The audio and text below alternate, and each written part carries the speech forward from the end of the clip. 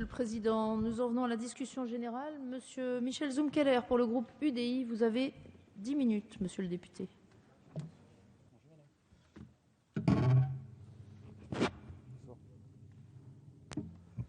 Madame la Présidente, Monsieur le Ministre, Monsieur le Président de la Commission, chers collègues, Monsieur le rapporteur, j'avais prévu, effectivement, au nom du groupe UDI, de rappeler tout un tas de choses, et vous l'avez fait. Vous l'avez fait, donc on est d'accord sur les chiffres, on est d'accord sur le constat, et c'en est presque plus inquiétant.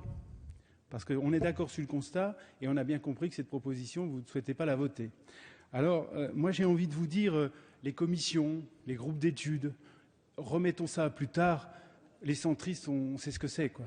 C'est parce que ça fait quand même 10 ans, en tout cas pour ma part dans cet hémicycle, ça fait 10 ans qu'on nous fait le coup.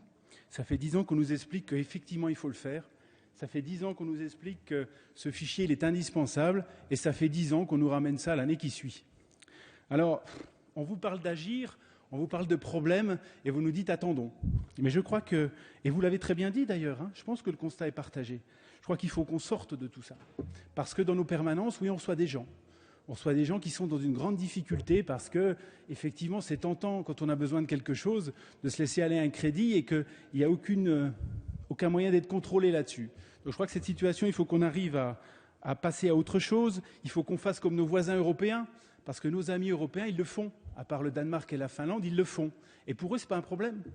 Et, excusez-moi, mais la commission consultative des droits de l'homme, ça paraît un peu beaucoup. Parce qu'on a déjà eu la CNIL, on a déjà eu tout un tas de commissions. Je veux dire, il n'y a pas de meilleur moyen que d'enterrer le sujet. Je ne vois pas en quoi les droits de l'homme seraient mis en cause dans un truc pareil. Au contraire. Ce qui est grave, c'est quand on peut emprunter, faire ce qu'on veut sans que personne vous dise « Allez, arrêtez-vous parce que vous êtes déjà surendetté ». Là, les droits de l'homme, ils sont en danger. Donc arrêtons ces commissions, arrêtons tout ça et agissons. Exactement. Et puis, je crois qu'il y a aussi autre chose. Quand on fait de la politique, il faut un minimum de constance, il faut un minimum de respect pour les engagements qu'on prend. Alors, quand je vous disais que ça fait 10 ans qu'on parle du sujet, et tous ensemble, parce que sur tous ces bancs, on a défendu ça, eh bien, oui.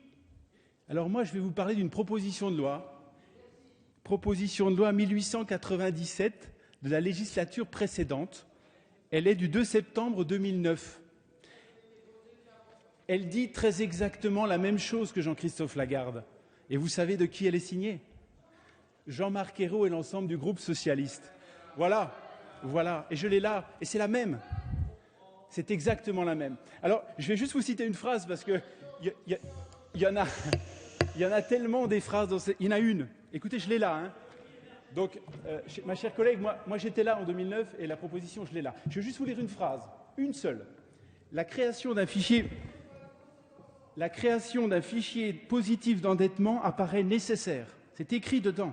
Afin d'éviter que les établissements de crédit puissent s'en servir pour maximiser le travail de prospection de leurs démarcheurs, il convient de le placer sous la seule responsabilité de la Banque de France. Où est la différence, là? Comment vous allez justifier, quand les gens vont venir dans vos permanences pour dire « je me suis surendetté parce que vous n'avez pas agi », vous allez leur dire quoi? Vous allez leur dire « maintenant on gouverne et on ne peut pas faire ». Il faut qu'on sorte de tout ça. Voilà. La Commission des droits de l'homme, il faut qu'on arrête. Et je le dis très simplement, on n'est pas dans la polémique politicienne là. On est là dans le cas, allons-y, agissons. Voilà ce que moi j'ai envie de vous dire. Voilà ce que le groupe UDI a envie de vous dire. Agissez, sortez du schéma droite-gauche, allons-y, quoi. Je crois qu'on est là vers un sujet qui mérite vraiment autre chose que le débat politicien. C'est notre rôle, c'est notre mission.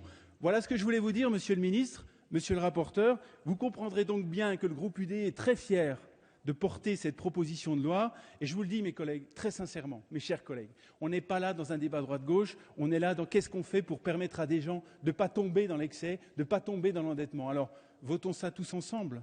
Mettons ça en place, il n'y a pas d'atteinte aux libertés. Il y a simplement l'envie qu'on a de faire avancer les choses, parce que je vous le dis très simplement, monsieur le ministre, vos commissions, on ne le fera jamais. Et on sera encore là l'année prochaine et l'année d'après pour dire quand est-ce qu'on le fait. Donc faisons-le aujourd'hui. Alors, je ne vous ai pas rappelé la phrase de François Hollande, parce qu'on n'en est pas là non plus, mais quand même, le candidat François Hollande, et comme tous les candidats, il avait raison. Il s'est montré très sensible à la question. Il est passé sur TF1 le 27 février 2012. C'est pas il y a un siècle. Il a répondu à M. Jean-Louis Kiel, le président de la Fédération Crésus, « Nous aurons à mettre en place ce mécanisme dans le respect du droit des personnes ».